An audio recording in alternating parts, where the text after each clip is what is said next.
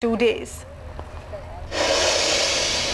And in Bihar, 82 people so far are reported to have died in the heavy floods. The Air Force has been called in to drop flood and medical supplies in the worst affected districts. 4 choppers have been pressed into service and nearly 1 crore people have been affected by the floods, and now the rivers in the state are still flowing above the danger mark. The state government admits adequate relief has not reached the affected people. In Madhuban district alone, 1 person was even killed when the police opened fire on a crowd of flood victims. And to get us the latest flood update, let's go across to Patna and speak to our correspondent there, Prabhakar Kumar. Prabhakar, knowing that most of the rivers have gone beyond the danger mark, how smooth are the rescue operations there at the moment?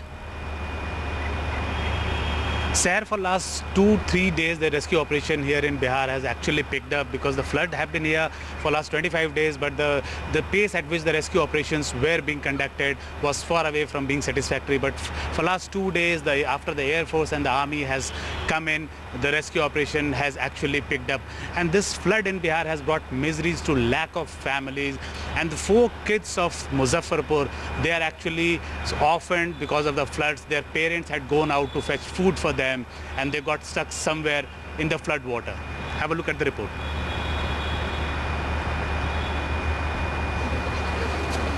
This tattered polythene tent is the only shelter for Randhir Kumar and his 3 siblings. Their parents had gone to fetch food a week ago, but haven't returned so far. The children have no way to fend for themselves and are surviving on food provided by their neighbors.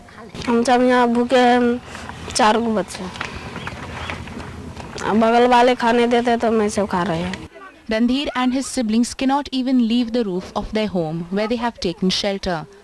The whole neighborhood is inundated. The search for their parents has not brought any results yet.